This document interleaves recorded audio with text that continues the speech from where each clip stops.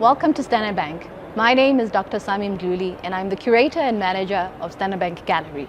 I also look after the corporate art collection as well as the Standard Bank African Art Collection, which we jointly own with Wits University. For this year's Africa Month, we are featuring the Standard Bank African Art Collection as part of celebrating Africa's creativity.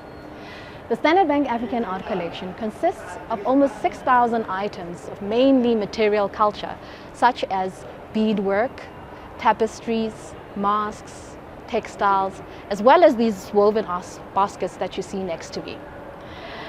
The baskets are from different regions, the top one from Tsonga and the bottom one from Tswana. And in selecting these pieces, we wanted to illustrate the kind of similarities as well as the differences in the kind of weaving traditions that you find in the pieces in the collection. The top one, as you can see, is much more meticulous and a lot more finer in terms of the weaving pattern. The bottom one has a lot more bolder patterns, but also the kind of grass that's been used is also a lot thicker and stronger. And this speaks to the material that is found in the region. The collection has been collected over 40 years, and the focus was to preserve and conserve material culture from Southern Africa. The curators noticed that, and academics were noticing that a lot of pieces and beadwork were being bought by dealers and private collectors and therefore being taken out of the country. And in a bid to try and conserve some of this material, the collection was started. Over time, it has also shown how technology has influenced us, as well as urbanization has influenced the changes in material, as well as the kind of patterns and traditions that are used. This apron here that comes from Ndebele also speaks around the different beading traditions that you find in different cultural groups. There's beading in Xhosa, there's beading in Zulu, as well as here in Ndebele. But it also shows the kind of sophistication in the kind of materials and the patterns that are used in the collection and in the different pieces. This piece here also shows how the beadwork has evolved over time. These are plastic beads, when before glass beads were normally used.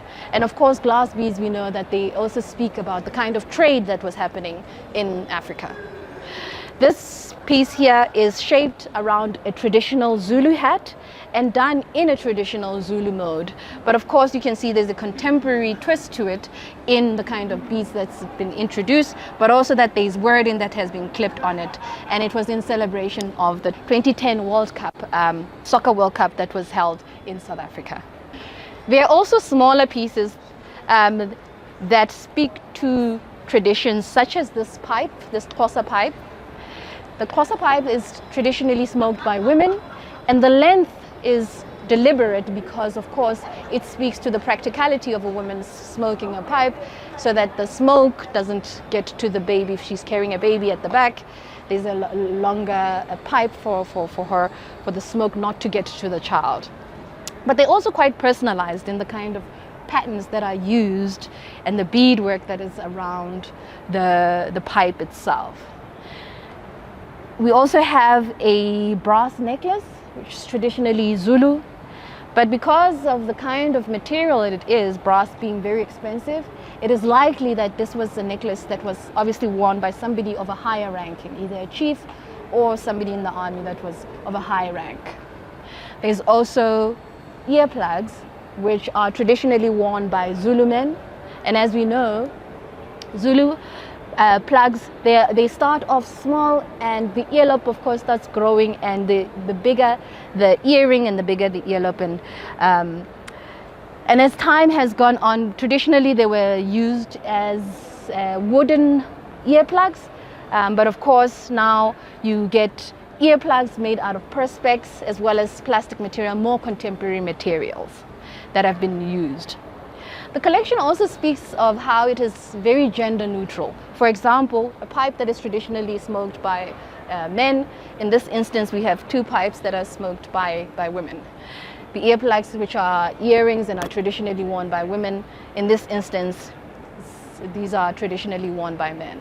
So it speaks about the kind of material culture that is also very gender neutral, or at least does not have those gender divisions. Over time, the collection has also incorporated some contemporary pieces that speak to African traditions. And some of these earplugs, of course, are reference in terms of the colors that are used, the new type of materials that we find in the collection. The collection also marks a kind of socially what is happening in society. If we trace back how objects were collected, it also speaks of how they mark different significant points in socially and politically as well as economically in terms of the materials that are used. We hope that you've enjoyed this leg of our pop-up exhibitions and that you will join us for the next one as you enjoy Africa Month and the celebrations we have in store. Thank you.